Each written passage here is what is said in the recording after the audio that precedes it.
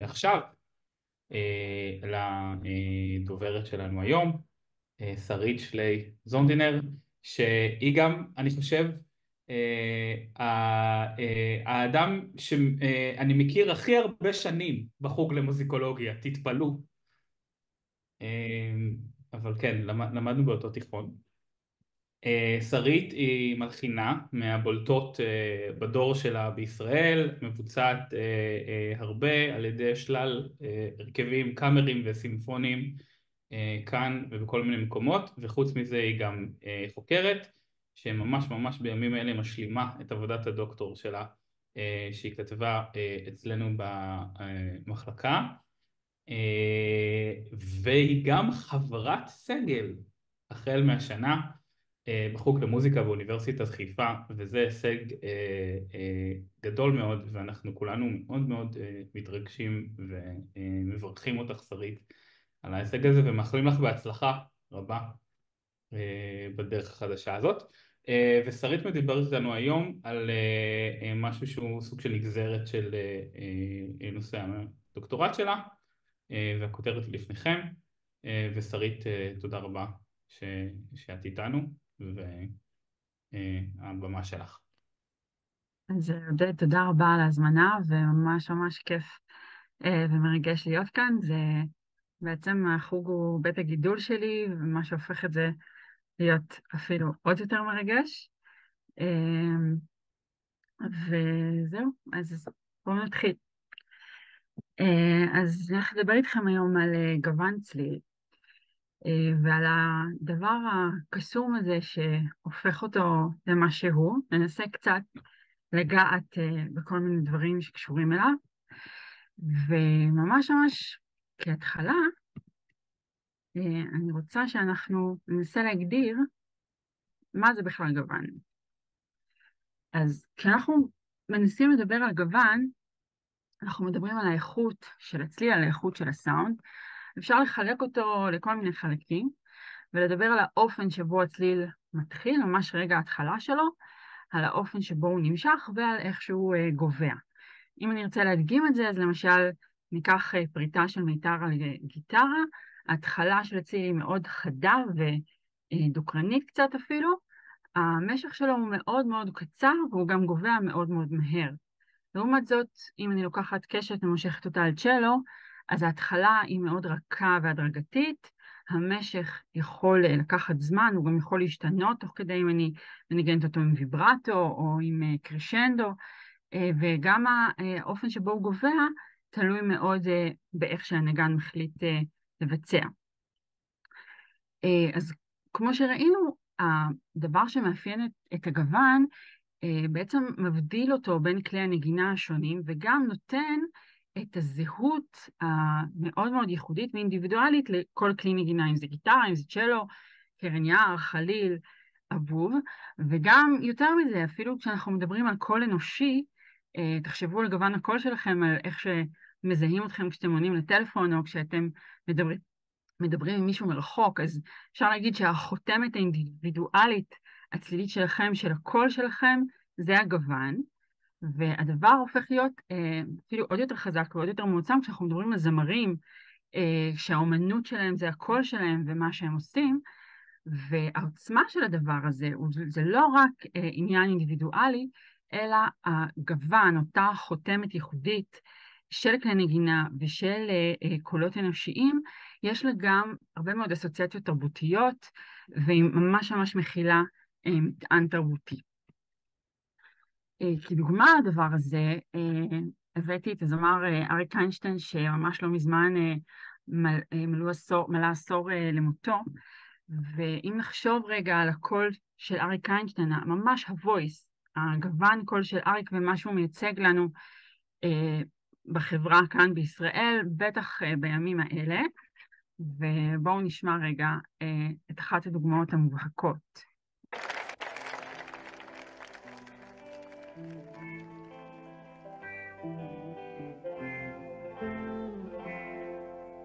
נוסעים במכונית הישנה לתוך הלילה הרטוב, הגשם שוב נהיה כבד ולא רואים ממטר, סע לאט, אומר שגשמים כאלה מזיקים לחקלאות, ואני חושב על כמה חם בבית, ואיזה מסכנים החיילים ששוכבים עכשיו בבוץ. סע לאט, סע לאט.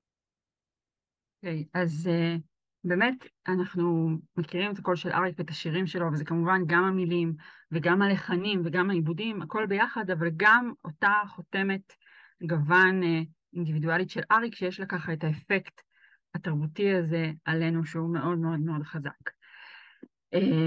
למרות המטען הרגשי והייחודיות שכרגע הצגתי, כשבאים להגדיר גוון מבחינה תיאורטית, הדברים נהיים קצת יותר מסובכים, כי הדרך המקובלת להגדיר גוון היום בספרות זה דווקא הדרך השלילה. וזאת ההגדרה המקובלת. היא אומרת ככה, אותה המנגינה, שיש לה את אותם גבהי צליל, אותם המשכים ואותה עוצמה, כאשר היא מנוגנת על ידי כלי נגינה שונים, היא נבדלת בגוון שלה. עכשיו, ההגדרה הזאת היא כמובן מדויקת, אבל היא אומרת לנו מה גוון הוא לא, והיא לא כל כך אומרת לנו מה גוון הוא כן.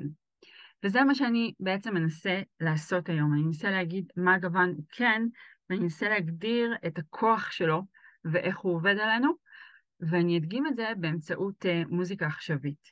ואני אעשה את הדבר הזה בשני שלבים. בשלב הראשון אני אנסה להבין איך זה שיש אלמנט מוזיקלי שהוא כל כך חזק ונוכח, הוא פתאום נעלם כשאנחנו מנסים להגיע להגדרות תיאורטיות ואסתטיות, הוא נשאר מאוד מאוד מעורפל. ובשלב השני אני אנסה באמצעות ניתוח של מוזיקה אומנותית עכשווית להראות את הכוח הייחודי של גוון. אני גם אגיד שהחל מאמצע המאה ה-20 זה דבר שהוא מאוד מאוד מאוד שגור, מאוד מאוד נפוץ, שהאלמנט המרכזי בהלחנה של מוזיקה אומנותית הופך להיות גוון בהרבה מאוד מהיצירות, בניגוד למה שהיה עד אז, שזה בעיקר גובה צליל עם כל התרכיבים שלו, אז לא גוון נמצא ככה בקדמת הבמה של אולם הקונצרטים העכשווי, ואפשר בכלל להגיד ב-70 השנים האחרונות. אז זאת הטענה שלי, שאני ככה אציג אותה היום. ואני אגיד שגוון צליל זה אלמנט שהוא פיזי, הוא מאוד מאוד מאוד תלוי בנסיבות חומריות ופיזיות, הוא משתנה, הוא בר חלוף, וגם האפקט שלו הוא אפקט מאוד מאוד פיזי, הוא מייצר חוויות גופניות ותלוי לחלוטין באלמנטים חומריים. כדי להדגים את הדבר הזה, אני אקח את אותו כינור, שיכול פעם אחת לנגן בחדר עם קירות מאוד אטומים וסגורים, פעם אחת במרחב פתוח, ועוד פעם באולפן הקלטות עם אקוסטיקה מאוד מאוד מוקפדת. ואני אגיד שהנסיבות הפיזיות האלה ישנו את הגוון שלו בצורה מאוד מאוד מאוד משמעותית. כן, כנ"ל סאונד ברמקולים ואוזניות שונות וכולי, אנחנו מאוד מאוד יכולים לשמוע שהגוון מאוד תלוי בהם ובעצם משתנה מאוד מהשמעה להשמעה. עכשיו, אותה תלות באותן נסיבות פיזיות היא גם משנה מאוד את המחקר ואת החשיבה על אסתטיקה במוזיקולוגיה. אני רוצה להתחיל עם אחת הדוגמאות המפורסמות כשאנחנו מדברים על גוון צליל. נשמע את הסיום של הסימפוניה הפנטסטית של הקטור ברליוז, ממש את הסיום של הפרק האחרון, יצירה שנכתבה ב-1830, והיא ככה מביאה את השימוש בגווני צליל ובסאונד הסימפוני המאוד מגוון ומאוד עשיר של אליסי. אחר כך נדבר קצת על מה שנשמע.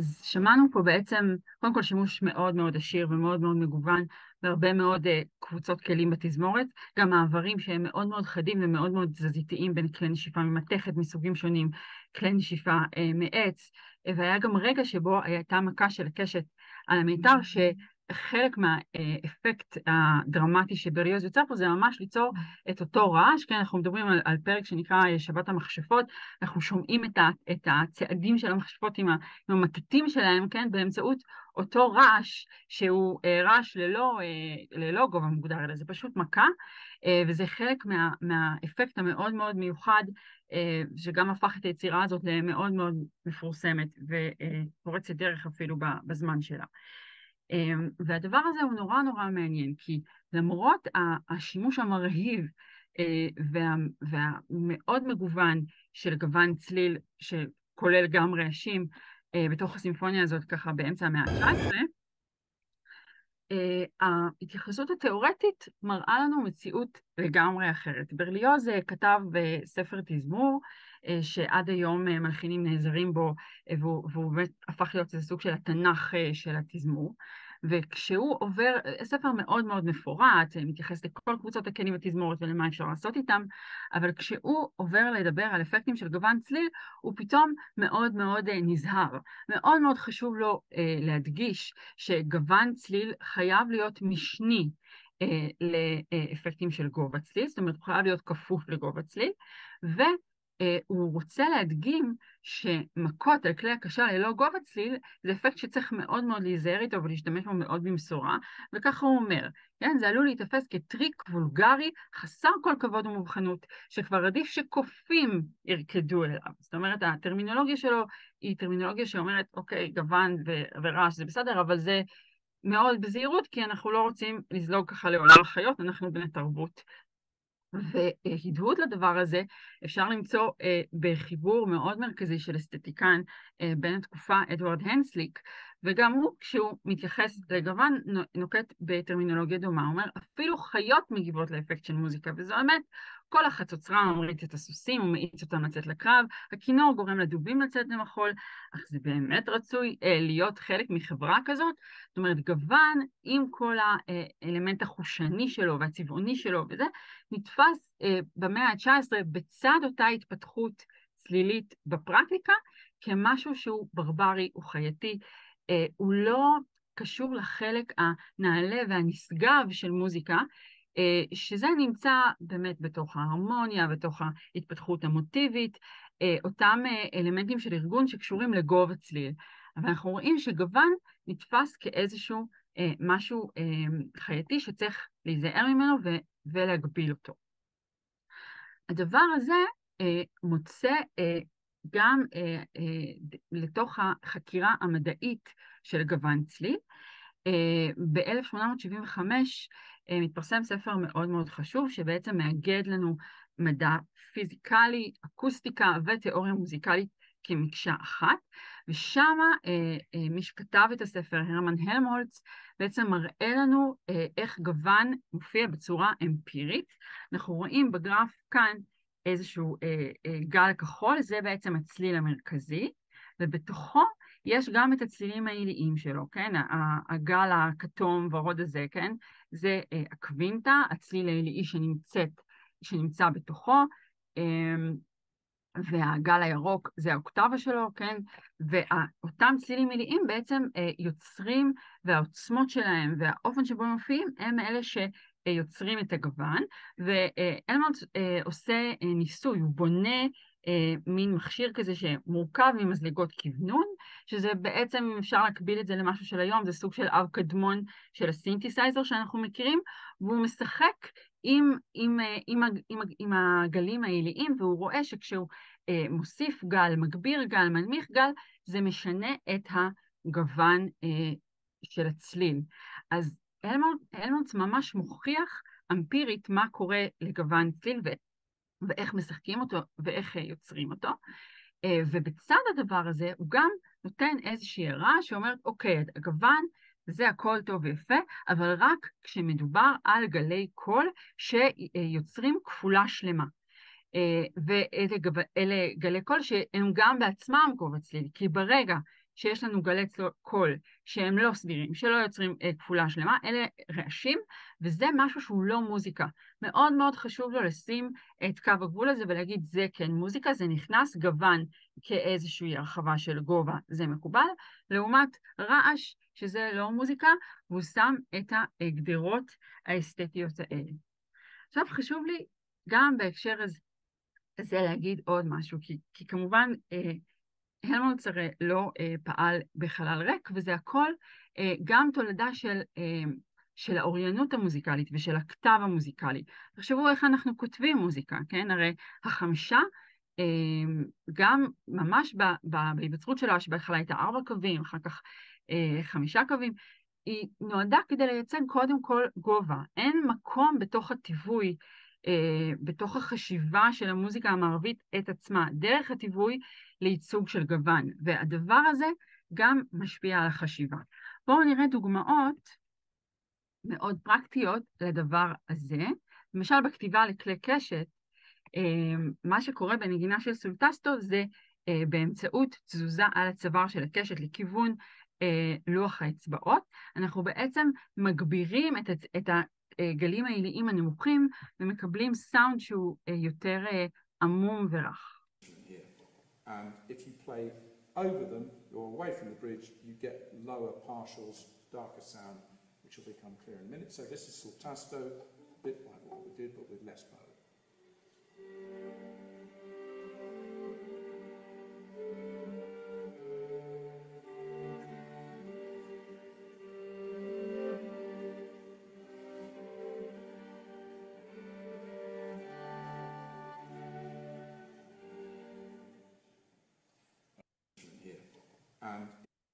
אם אנחנו עוברים הלאה לשקף הבא, אפשר לראות בדיוק את התנועה ההפוכה, כן? של נגינה שהיא יותר קרובה לגשר, ואז היא מייצרת סי שהוא יותר מבריק ויותר זכוכיתי כזה.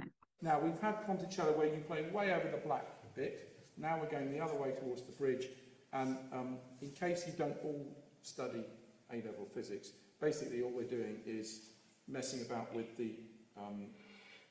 partials. That's the cocktail of sound. Do you want to hear lots of high noise, which is what we do when we play near the bridge, which is sort of glassy, sinister sound. But if you play over the black bit, you get much more the darker partials. And so where have we got to? Ponticello. Near the bridge or what? Let's do near the bridge for now at the pianissimo.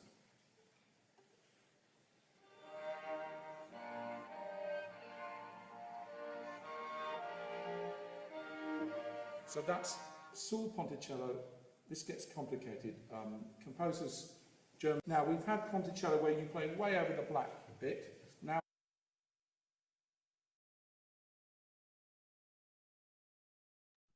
זאת בעצם הייתה נגינה של פונטיצ'לו שמבליטה לנו את העיליים היותר גבוהים של הצליל, והופכת אותו ליותר מבריק. עכשיו, אני כן רוצה רגע לדבר על הטיווי, כי ראינו שם תוך כדי המצגת את הדוגמאות של הטיווי. מה שכתוב באופן מדויק זה גובה. ההוראות של הגוון, פונטיצ'לו, טסטו, הן הוראות שאומרות לנו איך לנגן, אבל הן לא מתייחסות לגוון. זאת אומרת, הגוון נשאר לנו נעלם או איזשהו תוצר לוואי של הוראות פיזיות של נגינה בתוך הדבר הזה, והוא לא מתווה בצורה ישירה בתוך המערך הטיווי הרגיל של מוזיקה מערבית. והדבר הזה של הטיווי, אני רוצה לקפוץ איתו עכשיו כמה שנים טובות קדימה. ב-1946 עד 1948 מלחין ג'ון קייג' אוסף של סונטות ואינטרלודים לפסנתר ממוכן.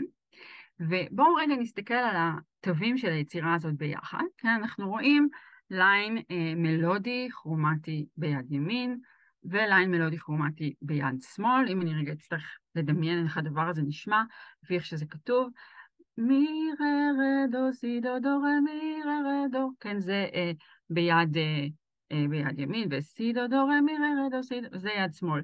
כן, כאילו יצירה נורא פשוטה, חזרתית, חוזרת על עצמה. זה אם מסתכלים על הטיווי המסורתי כמו שהוא, ובואו נשמע איך זה מצלצל.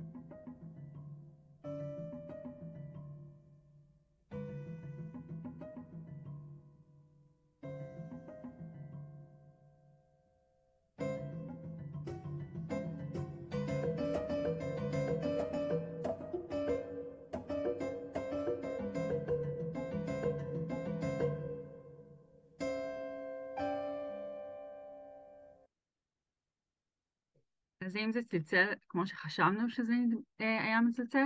לא. ויש לזה סיבה טובה. כי אם אני קופצת רגע לפרטיטורה, ממש לעמוד הראשון של הפרטיטורה, אני רואה את הטבלה הבאה. זו טבלה מאוד מאוד מאוד מפורטת, שמראה לנו כאן, הנה גבי הצליל, הם פה גבוהים בשתי אוקטבות, ואז יש לנו בעמודה הבאה טבלה, החומר, כן? מה לשים על הצלילים האלה? אז הוא כותב פה לשים בורג, על מיתרים 1 ו-2, שימו לב לאיזה פירוט הוא נכנס, מרחק מהפטיש באינצ'ים, אז הוא כותב 3/4, כן? ואז הוא מפרט בדיוק מה לשים בהמשך של הדבר הזה, ולקחתי מפה, מתוך הטבלה הזאת, לקחתי את אותו מי במול שבלט לנו באוזן, שבמקום לשמוע מי במול שמענו מין פק כזה, ומה שצריך לשים במי במול זה את החומר מגומי, 3 מטרים במרחק 6.5 אינצ'ים מהמיתר, ביחד עם ועם כפתורים וכל הדברים האלה, ואחר כך עוד מטרים 2 ו-3 במרחק 6 ו-7 אינצ'ים. שימו לב לאיזה רמות של פירוט יורד פה המלחין ג'ון טייט, שהוא ממכן את הפסנתר שלו כדי להוציא בדיוק את הגוון שהוא רוצה. הדבר הזה, הוא לא מכניס את זה לתוך התווים של היצירה הספציפית, אלא הוא מכניס איזה מין רשימת הערות חומריות לתוך הכלי שמשנה את הסאונד שלו, ובעצם קייג' הופך להיות פה משהו שהיינו אומרים מין בונה כלים כזה. הוא לא רק מלחין את היצירה, הוא ממש בונה פה כלי חדש, והבנייה הזאת שלו, כי כשאנחנו מסתכלים על הפרטיטורה, על התווים עצמם, אנחנו רואים איך היא פורמת את הקשר הזה שהתקבע במשך כל כך הרבה שנים, בין הקונבנציות של הטיווי לבין הציפייה של איך הסאונד שלנו עומד להישמע. הנסיבות החומריות האלה בעצם פורמות את הקשר הזה.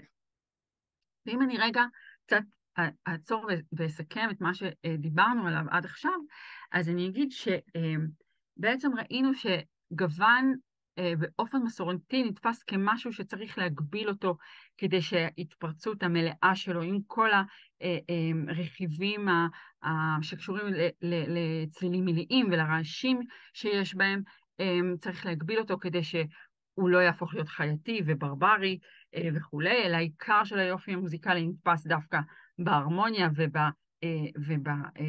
ובדברים שקשורים לאלמנטים שקשורים לגובה צליל.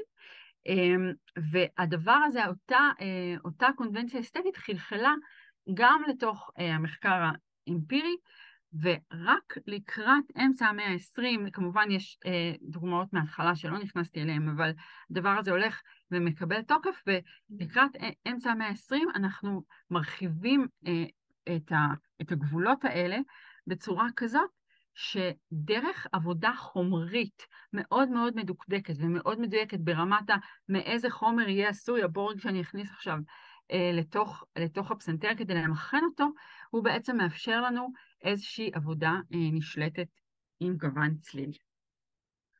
והמקום החומרי הזה, זאת גם נקודת המוצא שדרכה אני רוצה להציג גוון ומוזיקה עכשווית.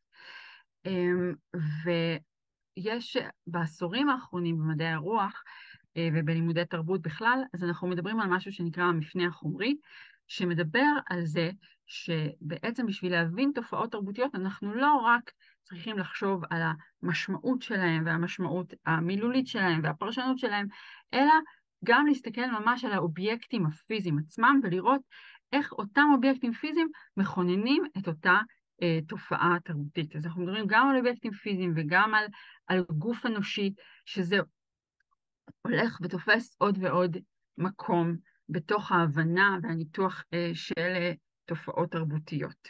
אני רוצה להציג עכשיו את אחת ההשקפות האלה, חוקר בשם הנס אוריך גומברכט, שמדבר על מה שהוא קורא לו תרבות של נוכחות. וגומברכט אומר דבר כזה, הוא אומר מהמאה ה-17, מאז שדקארט בעצם אמר אני חושב משמע אני קיים, התרבות המערבית כוננה את עצמה על הדבר של מחשבה, המחשבה על משהו, הפרשנות של משהו, האופן שבו המחשבה מתווכת את העולם, היא הדבר העיקרי, היא הדבר המכונן. ואפשר לחשוב על זה באמצעות סמלים, באמצעות שפה, במוזיקה אז אפשר לחשוב על זה באמצעות פרשנות של הצלילים והמשמעות של הפרשנות של הצלילים. וגומברכט אומר, אני לא רוצה ללכת רק על הדבר הזה, אני רוצה להרחיב את הדבר הזה ולהוסיף לו עוד אלמנט. והאלמנט הוא לא רק אני חושב משמע אני קיים, אלא גם אני נוכח משמע אני קיים. זאת אומרת, עצם הנוכחות הפיזית, עצם הקיום הפיזי של גוף ושל חומר, יש לו חשיבות אדירה בכינון ובהבנה של תופעות תרבותיות, והדבר הזה בוודאי ובוודאי תקף כשאנחנו מדברים על גוון צליל. גומברכט מדגים את זה באמצעות כל מיני תופעות תרבותיות. למשל, הוא נותן את הדוגמה של הספורט. הוא אומר שספורט זה משהו שהוא נחקר מעט מאוד בגלל הדגש המובנה שיש בספורט על פיזיות ועל גוף. הוא אומר שזה לא מספיק נחקר, כי גוף נחשב משהו פחות נעלה, פחות קשור באיזושהי מחשבה אבסטרקטית מופשטת וכולי, זה משהו שהוא מאוד בהווה, מאוד ברגע, מאוד בגוף. עוד דוגמה שגומברכט מביא, זה בטקס היוקריסט הנוצרי. טקס היוקריסט הנוצרי, גומברכט טוען, שבימי הביניים המוקדמים הייתה מסורת של פרשנות שאמרה שזה לא אלגוריה, הדם היין והלחם לדם ולבשר של ישו, אלא זה הדבר עצמו. זאת אומרת, המאמינים ממש חוו בתוך הטקס שהם מתלכדים באיזושהי דרך ניסית, באיזושהי טרנספורמציה שהיא מאוד מאוד משמעותית, עם הבשר והדם הקונקרטיים של ישו, והיה לדבר הזה כוח מאוד מאוד גדול. גם האופרה, גומברכט אומר, ההסתכלות על אופרה, וזה מאוד קשור אלינו במוזיקה, ההסתכלות על אופרה כמוזיקה שהתפקיד שלה זה להעביר איזשהו נרטיב, איזשהו סיפור, איזושהי פרשנות, ולייצג אותו, זה דבר שהוא מפספס בעיניו הרבה מאוד מהעיקר, בגלל שהכוח של האופרה, של אותה יצירת אומנות כוללת, הוא כרוך בתפאורה ובתאורה ובצירוף הפיזי של הקולות ושל האנסמבלים ושל הכלים, והם ביחד יוצרים איזושהי חוויה חושנית, חוויה גופנית, שהיא מאוד מאוד מאוד מרכזית בכוח, בהבנה של הכוח של היצירה הזו. וזה מביא אותי לדוגמה הבאה שאני רוצה לחלוק איתכם, של אופרה שנכתבה ממש ממש בשנים האחרונות, שבעצם גוון צליל והשימושים השונים בגוון צליל שאנחנו תכף נפרט, הם מאוד מאוד עיקריים בה ומאוד מרכזיים בה. האופרה היא אופרה הארט צ'יימבר, חדר לב, של המלחינה הישראלית-אמריקאית חיה צ'רנוביל, נכתבה בין השנים 1917-1919. אנחנו תכף נצלול לתוך המוזיקה, אני רק אגיד שאני רוצה להשמיע לכם עכשיו חלק מתוך האוברטורה של האופרה, וכשאנחנו שומעים אוברטורה של אופרה, אנחנו מצפים לאיזשהו רמז שייתן לנו איזשהו לוקיישן, אם זה לוקיישן של זמן ושל מקום ושל רמז לסיפור. זאת הציפייה שלנו כשאנחנו באים לשמוע אוברטורה של אופרה, ואני אבקש מכם להקשיב לאוברטורה הזאת ולנסות לחשוב לאן המלחינה לוקחת אותנו עם הבחירה הזאת שלה.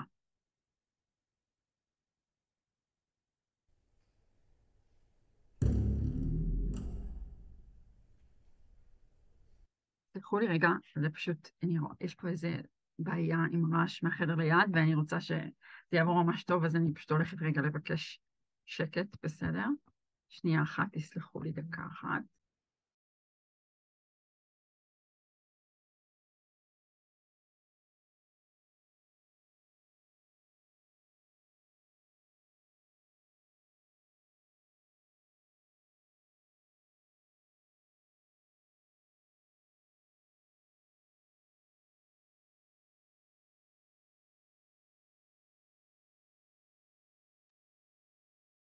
על זה. שרית, אפשר רגע שאלה בבקשה? אם אפשר בסוף, בסדר? אלא אם זה ממש דחוף. זה ממש דחוף? או ש... לא, פשוט לא הבנתי מתי משהו, לא הבנתי 1917, לא הבנתי מתי נכתבה האופרה או ש... 2017 עד 2019. כן, אוקיי. זאת אופרה ממש מהשנים האחרונות. אוקיי. אוקיי? מעולה.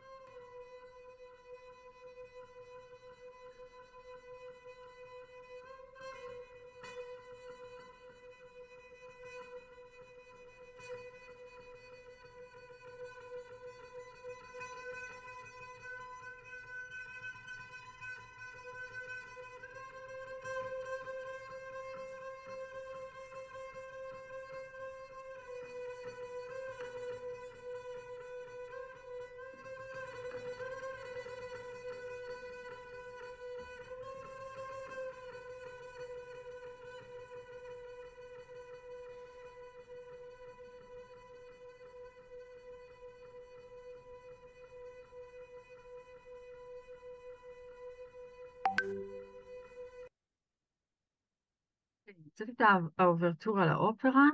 מה שיש פה זה קונטרבס סולו. בואו נסתכל רגע על התפקיד שלו, אני רוצה לפענח איתכם ביחד כמה דברים. אז קודם כל, כתוב פה דודיאז, זה צליל שמצלצל אוקטבה מתחת למה שכתוב, יש את זה רק בקונטרבס של 5 מטרים, זה צליל שהוא מאוד מאוד נמוך, הוא כל כך נמוך שהגובה שלו בקושי אפשר לשמוע אותו. עכשיו, לא רק שבקושי אפשר לשמוע את הגובה, היא גם כותבת פיציקטו, שזה עוד יותר מטשטש את הגובה, ולא רק פיציקטו, אלא גם פיציקטו וגליסנדו. לכן אנחנו לא שומעים פה גובה, כל מה שאנחנו שומעים זה מין ג'סטה כזאת של פואם, כן? מאוד מאוד מאוד עמומה, מאוד עמוקה, כמו איזה צליל מעיים כזה, אם אפשר להגיד. עכשיו, היא מפרטת בדיוק באיזה אופן היא רוצה שנפיק את הפיציקטו הזה, שהנגן יפיק את הפיציקטו הזה. לפעמים היא מבקשת את זה עם הבשר, ולפעמים אתם רואים את הצ'ופצ'יק הזה כאן, ולפעמים היא מבקשת את זה עם הציפורן, ולפעמים היא מבקשת את זה ביד שמאל. זאת אומרת, מאוד מאוד חשוב לה הדיוק של העתק הזה, של ההתחלה של הצליל, קודם יוצר פיציקטו מסוג אחר, סוג אחר של מגע בצליל, וכאן אנחנו עוברים לארקו עם הנגינה של הקשת, של העץ, של הקשת על המיתר, שזז וגם הוא בצורה מאוד נמוכה ומאוד מאוד עמומה בהתחלה. אם אנחנו עוברים רגע להמשך של הסולו של הקונטרבס, זה הכל סולו של קונטרבס, אנחנו מסתכלים שביחד עם אותן ג'סטות, עם אותן גליסנדו, עם אותן פיציקטו בדרכי הפקה שונות, כן? לאורך ההמשך פתאום הוא עולה מאוד מאוד מאוד גבוה, תסתכלו על השורה האחרונה, זה קונטרבס שכתוב במפתח סול עם המון המון המון קווי עזר. זה לא הקונטרבס שאנחנו מכירים, הקונטרבס המסורתי שמחזיק את הבס בתזמורת, אגב, גם לא בצלילים הנמוכים מאוד שהיו שם, הוא ממש ממש ממש חנוק, וככה נענק שם למעלה עם צלילים מאוד מאוד גבוהים, שהוא בכלל לא מצלצל לנו כמו קונטרבס, אלא כמו משהו אחר. ולזה אני גם רוצה להוסיף את אותה אחיזה פיזית בקונטרבס, כי קונטרבס הוא פחות או יותר בגודל של בן אדם, וגם המאמץ הפיזי שהנגן עושה בשביל להפיק את הצלילים הכל כך גבוהים האלה, הוא צריך מאוד מאוד להתכופף כדי להגיע ולדייק את הדבר הזה. אנחנו רואים פה איזושהי ענקה מאוד מאוד מאומצת ברמה הפיזית, גם באופן ההפקה של הנגן וגם באופן ההפקה של הצליל. עכשיו אני רוצה לספר לכם למה להתחיל אופרה, או זאת אופרה של 1.5 שעות, למה להתחיל אותה עם קונטרבס סולו. יש לה תזמורת שלמה, גדולה מאוד, יש לה אנסמבל סולנים, יש לה מקהלה. למה להתחיל עם קונטרבס סולו אופרה? מה היא רוצה להגיד לנו פה? אז אני כן רוצה עכשיו קצת כן לדבר על העלילה של האופרה, ולספר שזאת אופרה שאנחנו לא יודעים באיזה מקום היא מתרחשת, ואנחנו לא יודעים את השמות של הגיבורים שלה. הגיבורים שלה זה גבר ואישה, והנושא של האופרה זה בעצם המערכת יחסים האינטימית ביניהם, גם הגופנית וגם הנפשית, שכל אחת מהדמויות בעצם מפוצלת לשני זמרים. הדמות של הגבר מפוצלת לבריטון וקונטרטנור, והדמות של האישה מפוצלת לסופרן וקונטראלט, שכל אחת מהדמויות בעצם מדברת באיזושהי סיטואציה מאוד, מילים נורא פשוטות שקשורות למערכת היחסים ביניהם, לפחדים שלהם, לאינטימיות ביניהם, לכמה להיכנס לאינטימיות, כמה לברוח מתוך האינטימיות. זה ממש איזה סוג של זכוכית מגדלת על תוך מערכת היחסים, תוך מערכת יחסים זוגית אינטימית בין גבר לאישה, שכל החלקים הכי קטנים הם נורא בולטים בתוכה. ואחת הסצנות הכי מפורסמות באופרה, שאנחנו תכף נראה אותה עכשיו, היא סצנה של חלום של האישה, חלום של הדמות הנשית. אני רוצה להקריא רגע את הטקסט של הסצנה, ואז אנחנו נראה אותה. אז My bathroom is long and endless. It's white, but some moss is appearing from behind the tiles. I don't notice it at first, but it's growing fast. Now I see it. I try to peel away the moss. I scratch it hard with a brush, with a knife, with my fingernails, with my teeth. The leaves are so small they escape me.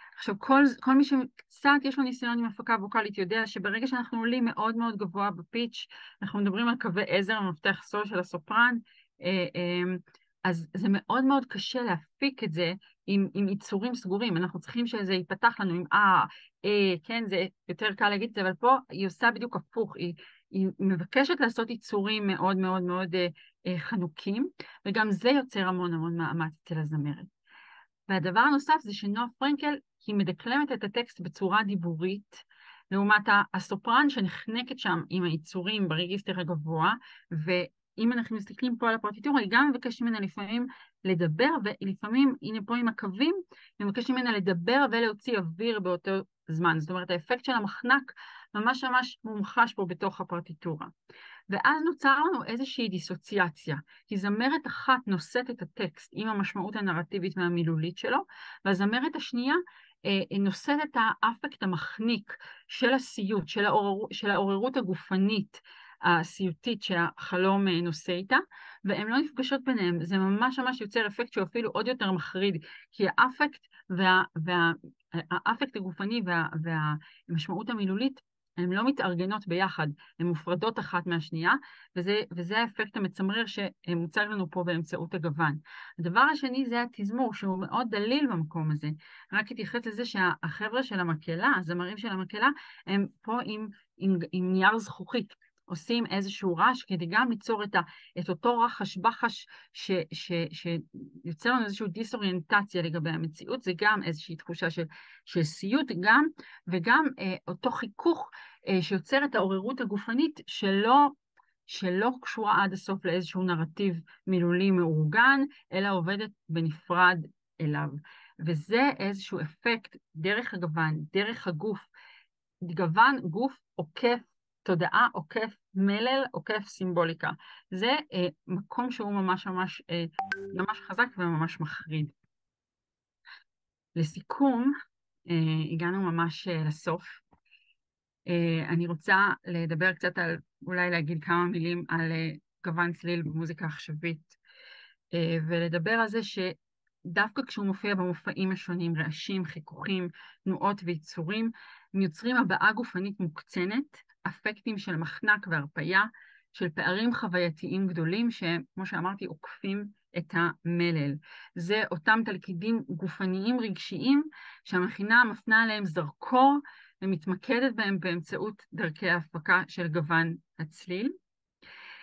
הוא מהווה אלמנט שיש בו מטען גופני פיזי ישיר, שהשימוש בו פותח צוהר להבנה ולחוויה מעמיקה ומלאה יותר של אומנות מוזיקלית, שכוללת כאמור גם את הגוף, ולמרות שהוא איננו מתווה עדיין באופן מוסכם, ולמרות שהוא איננו חלק אינטגרלי מהתיאוריה המסורתית של מוזיקה מערבית, קיומו איננו במילים או בסימנים, אלא בבשר עצמו. וכאן טמון הכוח שלו. תודה רבה.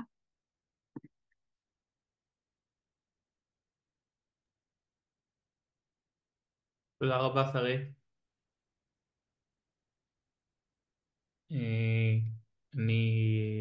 יש לי כמובן כמה שאלות משל עצמי, אבל אני חושב שאני אפתח קודם את האפשרות לאחרות ואחרים לשאול שאלה, ואני רואה שיואל כבר עם היד למעלה, אז לך על זה. אז תודה שרית על הרצאה מעניינת, שגם עוזרת לי להבין מה את עושה ביצירה שלך שאנחנו מנגנים עכשיו, ואת המוטיבציות.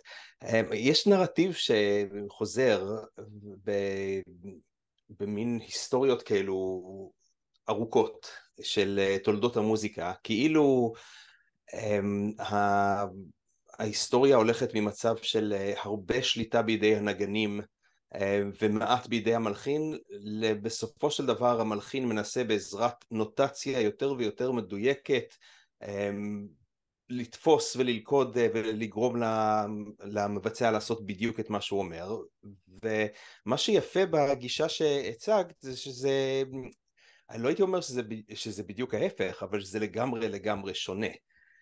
כלומר, את בעצם הולכת על ציר שהוא אורתוגונלי לגמרי לזה. כי אחד מהדברים שהם אולי מתסכלים, אבל מצד שני גם אולי קוסמים, זה שאף פעם אי אפשר להגיד לנו בדיוק מה לעשות, לנו לנגנים מה לעשות, ואנחנו תמיד מתוסכלים, אבל גם קצת חופשיים יותר, כי אנחנו לא יודעים למה בדיוק התכוונת, וכשאני יודע שזה לא ב100% בטוח שאני עושה את מה שאת רוצה, ובכל זאת את יושבת בקהל ומרוצה, או לפחות אומרת שאת מרוצה, אז יש פה אינטראקציה שהיא מעניינת מבחינתי. אז זה יותר מחשבות ככה שמסתובבות לי בכיוון של הפילוסופיה של הביצוע, של היחסים בין המלחין לנגן. אני אשמח לשמוע את התגובה שלך לזה. אני אגיד שקייג', שהוא היה בעצם, הוא דמות מפתח בהתייחסות של גוון צליל בכלל, קייג' בדיוק מדבר על הדבר הזה, והוא אומר שהמלחין לא יכול לשלוט. והוא אומר, אם המלחין לא יכול לשלוט ב-90%, אז שלא ישלוט בכלל. ואז הוא עושה את 4-33, והוא אומר, אוקיי, אז אנחנו עכשיו נעשה פה איזשהו איבנט, איזשהו אירוע של סאונד, של סאונדסקייפ, ונכניס לתוכו כל מיני גירויים צליליים, וזאת תהיה היצירה. עכשיו, אני גם אגיד לך עוד משהו. גוון צליל זה האלמנט היחיד שהוא לא נמצא לא רק בידי המבצע, ולא רק בידי המלחין, אלא הוא נמצא גם אצל המאזין. זאת אומרת, יש דבר כזה שמדברים עליו שנקרא הפרדוקס של הגוון, דוגמה של אריק איינשטיין שהתחלתי ממנה. אם הייתי משמיעה את אריק איינשטיין למישהו שהוא, אם הייתי נותנת את ההרצאה הזאת באוניברסיטה שהיא לא בישראל, הם לא היו מבינים על מה אני מדברת, מה אני רוצה מהגוון קול של הזמר הזה. בסדר, הוא חמוד, אבל אז זה מראה גם את הצד האחר של הדבר הזה, כשמלחין משתמש בגוון, בניגוד לגובה, שהוא הספיק להתארגן לאיזה שהם מושגים שהם יותר מוסכמים, הוא במרחב שהוא פרוץ לחלוטין, כי הוא לא יודע עד הסוף את מי זה יפגוש ואיך. אז יש לנו גם את המלחין וגם את המבצע וגם את המאזין, וזה משולש שהגוון עם המופעים ועם הפרשנויות השונות שלו משייט ככה בתוכו. תודה, אני בכל זאת רוצה ככה ללחוץ אותך פה בנקודה הזאת, כי הנקודה שאני דיברתי עליה היא במישור של היחסים שבין המלחין למבצע. והתשובה שנתתי במישור שבין המלחין לבין המאזינים, כשדווקא קייג' הוא הדוגמה בה"א הידיעה למי שאפשר לומר שמוחק את המבצע. כלומר, הוא אפילו מסוגל ממש שאנשים ישבו על הבמה וינגנו קונצרט שלם ולא ישמעו אותם, כי הוא, לא זוכר איך קוראים ליצירה הזאת, שהוא ממש משחק עם כולם ביחד אחד אחד, וכן. כן, כלומר, המבצע שם הוא דווקא פחות חלק מהעניין, ואצלך המבצע בחוויה הגופנית של הביצוע, זה חלק גדול מהסיפור, ואני לא חושב שאצל קייג' זה העניין. קייג' זה מורכב, כי קייג' גם, זה מורכב, כי הרבה מהיצירות של קייג' זה גם ניסויים חברתיים, ואיך שהמבצע מרגיש בתוך סיטואציה, עזוב את קייג', זה סיפור מסובך שאפשר להסתכל עליו מכל, כי קייג' דווקא אומר שהוא רוצה, לא חשוב, זה קצת מרחב למבצע, אבל באמת איך שהמבצע מרגיש זה מסובך. אבל אני רק אגיד שהגוף של המבצע כחלק, נגיד לחנמן, בוא נדבר רגע על לחנמן, לחנמן ממש מדבר על החוויה הגופנית של המבצע, למשל פיציקטו בארטוק. הוא מדבר על פיציקטו בארטוק כאקט אלים, כמשהו שיש בו אלימות as is, כי עושים את התנועה הזאת עם התלישה הזאת, והתלישה הזאת יש בה אלימות, ומבחינתו כל פעם עושים פיציקטו בארטוק, הפקת הצליל הספציפית הזאת, יש פה איזה סוג של אלימות שגם אם, שהיא שם, היא ברקע, זה חלק מההילה של הצליל. אז אני לא יודעת מה להגיד לך על קשר בין מלחינים למבצעים, אני רק אגיד לך שצ'רנובין ובכלל מלחינים שמתעסקים עם גוון, הם הגוף של המבצע, הגוף הפיזי של המבצע, הנשימות שלו. בטח כשאנחנו כותבים לזמרות, לזמרים וזמרות, שם זה בכלל, מה זה הדבר הזה לקחת סופרנית אומללה ולשים אותה שם בשיא הגבוה ועלה הגבוה ולהגיד לה, למה לחנוק אותה? או לבקש מהקונטרבסיסט המסכן להישען קדימה ולנסות לפגוע בצלילים. הם רוצים את החוויה הזאת של המחנק והסטרס, גם דרך ההפקה של הציל, וזה משהו שהוא לגמרי ניקח בחשבון, החוויה הרגשית פיזית של המבצע. תודה. אני מקווה שאני... כן. רוני. כן. תודה, שרית, על הרצאה מאוד מעניינת. יש לי מלא מחשבות ושאלות. אני אנסה רגע למקד את זה אולי בשתיים. אחת, הייתה לי תחושה שכדי לדבר על הגוון, או יש איזה קונטרסט שאת יוצרת בין פיץ' לגוון, ואנחנו יכולים לעבור מאחד לשני רק כשאנחנו קצת מזיזים או מוחקים את הפיץ' לטובת הגוון. ואני תמהה אם באמת אנחנו זקוקים להתנגדות הזאת, או שזה דרך שאת בחרת, או לשם התגלגלנו במאה ה-20 או מאה ה-21. איך את רואה את כל הסיפור הזה? אז זה קו מחשבה אחד שאני אשמח להתייחסות שלך, וקו מחשבה אחר, זה יותר בגדר הערה, מתייחס לעובדה שהגוון הוא אחד הדברים הכי בסיסיים בקול שלנו, בהפקה הקולית. אנחנו סופר רגישים לדבר הזה, בוא נגיד ככה, בלי קשר לשום סאונד אחר. זה ההתמחות שלנו היא להיות רגישים לניואנסים של גוון, כי זה בתוך הקול האנושי וזה ברמה הישרדותית. ואני חושבת שזה חלק מהתחושה הגופנית הזאת שאת מנסה לספר פה בתוך הסיפור, זה חלק מהסיפור הזה.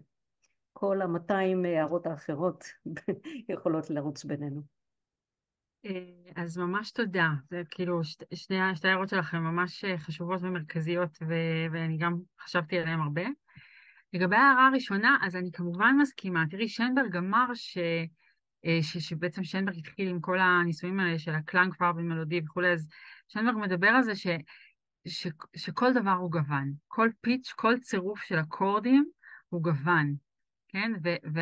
והחשיבה הזאת ששנברג, האופן שבו הוא שמע, כן? האופן שאני מבינה שהוא שמע, שהוא כאילו ניתק את הפיץ' ואת ההרמוניה מהפונקציונליות המסורתית של הלוגית של א' מוביל לב' למוביל לג', ואמר, יש פה איזה סוג של חוויה שהוא לא ידע איך לקרוא לה בשם. אם הוא היה יודע, החיים שלו היו יותר קלים אולי, הוא לא ידע עד הסוף איך לקרוא לה בשם, והוא זרם עם זה בהתחלה בצורה מאוד אינטואיטיבית, אחר כך פחות, אבל הוא כאילו, הוא ניסה, הוא בדיוק עמד על הנקודה הזאת, הוא אמר שגם אקורדים זה גוון, אין דבר כזה צליל שהוא לא גוון, הכל גוון, כן? הוא התחיל עם הדבר הזה. עכשיו, אני לא חושבת שפיץ' הוא בניגוד לגוון, או גוון הוא בניגוד לפיץ', אני חושבת ששני הדברים הם כמובן שלובים אחד בשני. אני חושבת, הסיבה שבה הצגתי את הדברים האלה זה האופן, קצת האופן שבו המודרניזם המוזיקלי התעצב, שבו ברגע שנכנסו צלילים שאין להם גובה מוגדר, זה הפך להיות קצת איזושהי נקודת שבר אולי, גם נקודת שבר אסתטית וגם נקודת שבר פרקטית, ברמה של איך כותבים את זה עכשיו, כן? איך אני כותבת את זה, אני אספר לכם שבחזרות עם הרביעייה של יואל, אז היה לנו עם הקשת, ואיך עכשיו אני כותבת את עם הקשת שהוא יצא שאני רוצה, ולא משהו אחר. אז זה הקשיים, אפשר להגיד קשיים מתודולוגיים האלה, אז הם אלה שהביאו אותי להציג את הדברים ככה, אבל כמובן שאת צודקת. והדבר השני שאמרת, זה בדיוק זה.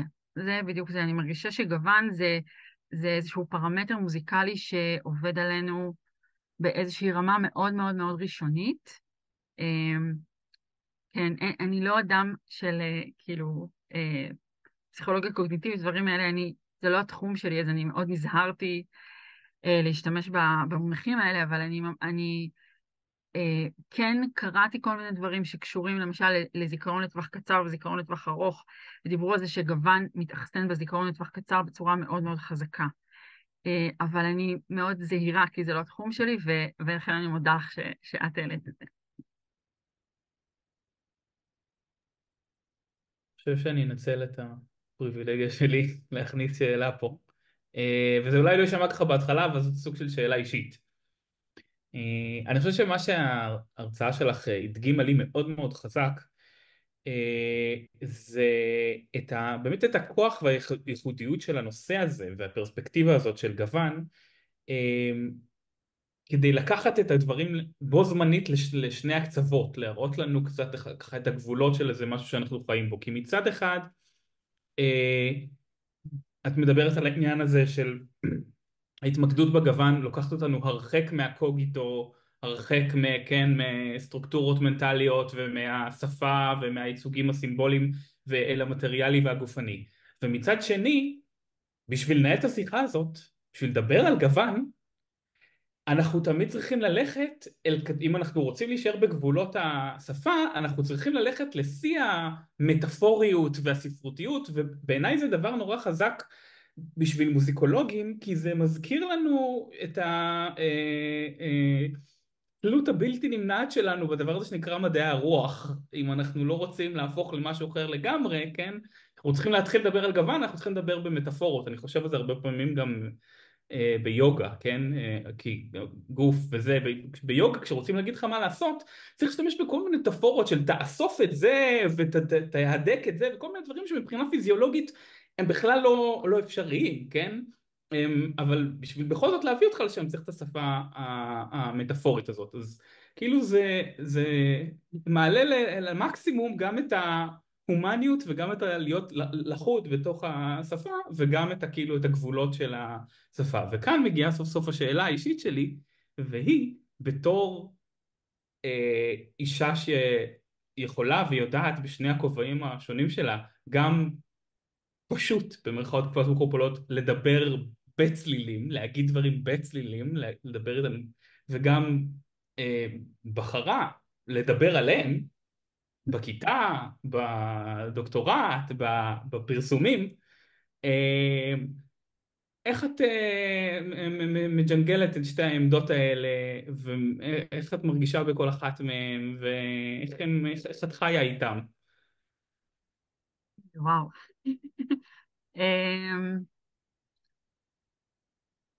אני חושבת שזה משהו שהוא, אני חושבת שזה משהו אנושי מאוד בסיסי, תקנו אותי אם אני טועה, אבל שאנחנו גם בתוך הדבר וגם חושבים עליו מבחוץ, כל הזמן, כל הזמן. זאת אומרת, אין, הג'ינגול הזה הוא הבינג, כמו שאני מכירה את עצמי בתוכו, אין אפשרות אחרת.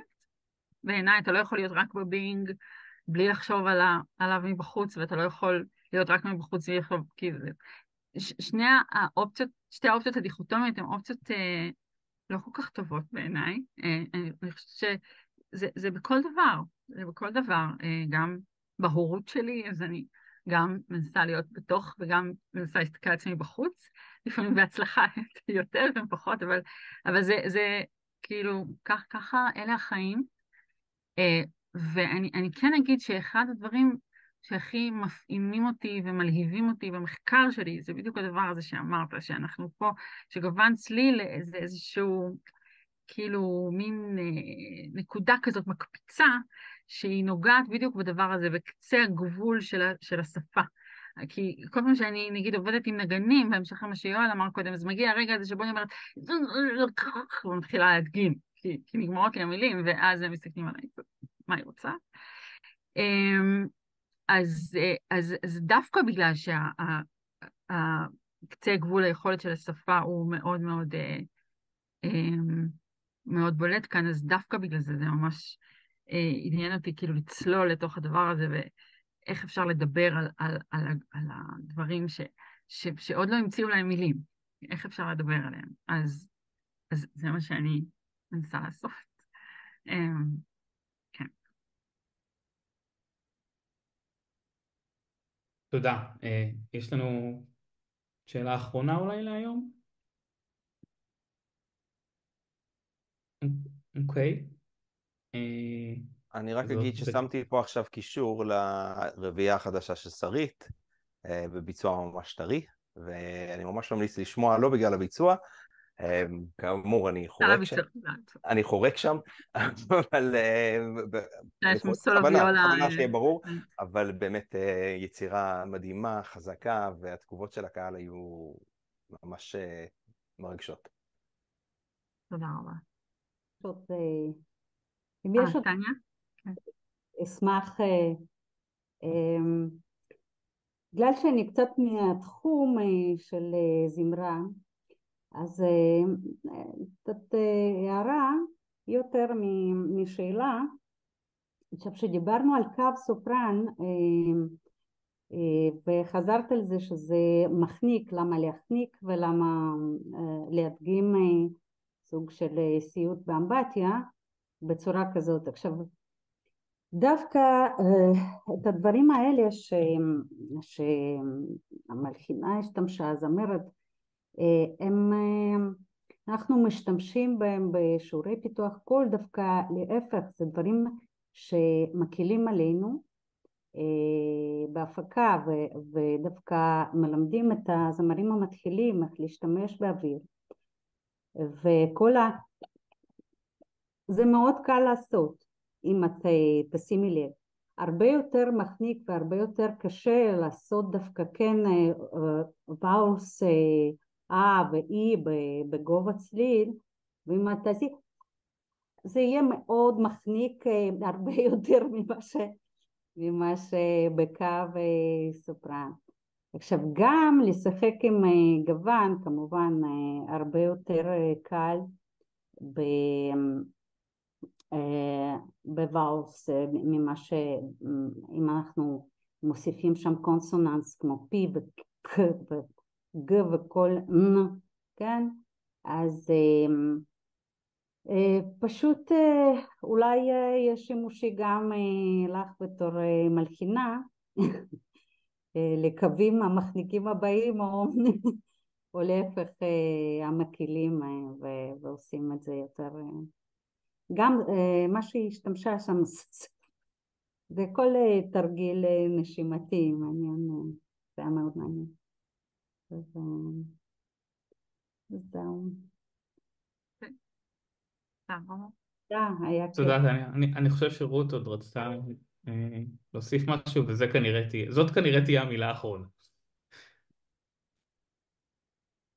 רות, את במיוט אבל עדיין, אנחנו עוד לא שומעים אותך. זה קשור למילים. אחד מהדברים שבאו לידי ביטוי בהרצאה שלך, זה ההבדל, ההבחנה שהיא קיימת כל הזמן, ועל הבמה הייתה קיימת, שנברג כאן מאוד מאוד רלוונטי, זה ההבחנה שבין הקול המדבר לקול השר. עכשיו, מאז באמת, נניח כמו במשה ואהרון, הצירוף של השניים. עכשיו, גם לגבי היכולת שלנו להכיר, אנחנו מכירים קולות, והנה טניה גם נמצאת פה בתוך ההקשר הזה, הקול המדבר של אדם והקול השר שלו, יש להם גוון שונה כפי שאנחנו יודעים. לא תמיד בקלות אנחנו מזהים שזה אותו אחד. אצל אריק איינשטיין זה לא בעיה מסיבות מסוימות, אבל זה, אנחנו יודעים ככל שזה גם יותר אופראי. עכשיו, מבחינת ההגדרה הפיזיקלית, האקוסטית, זה כמובן הגדרות שונות, קשורות לעניין הזה שדיברת עליו, העניין של הכפולות השלמות וכיוצא באלה. אבל יש עוד אלמנטים שקשורים בזה. עכשיו, זה נושא גדול מאוד, אבל האיכויות האלה שבאות לידי ביטוי בדיבור, בלחש, באזורי הביניים שבין לבין, שגם שוינברג התחיל לחקור אותם, איפה הם נמצאים, ואז במעבר למשהו שאנחנו מזהים אותו כפיץ' שלם, ועדיין גם יש שאריות שהן לא הפיץ', תמיד.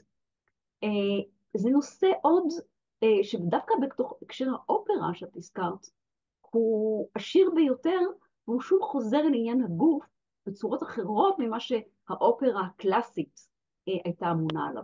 אז אני בטוחה שיש לך מה להגיד על זה, אבל אני ככה רוצה לומר שזה עורר גם את המחשבה הזאת. תודה רבה, אני מאוד מאוד מסכימה ומתחברת עם מה שאת אומרת. כן, אפשר להרחיב על זה עוד, אבל תודה רבה, זו הערה מאוד מאוד חשובה, ותודה רבה. שרית, אני רוצה להגיד תודה רבה גם לך, גם הנושא שהסעיר את כולנו ועורר אצל כולנו הרבה תגובות, וגם על זה שהצלחת באמת לעשות משהו שהוא בו זמנית היה מאוד נגיש וברור ולא חסר בכלל בעומק ובאיכות. אז תודה רבה על זה, ואני מקווה לראות את כולכם, או לפחות את רובכם הגדול, מחר ב-5:30. זה המשך, יש כאן המשך. כן. זה כיף. ככה אנחנו אוהבים את זה. תודה רבה, ואני ממש, עודד, תודה רבה שהזמנת אותי, וממש שמחתי, ממש התרגשתי להיות פה בפורום הספציפי הזה, אז המון תודה לכם. תודה.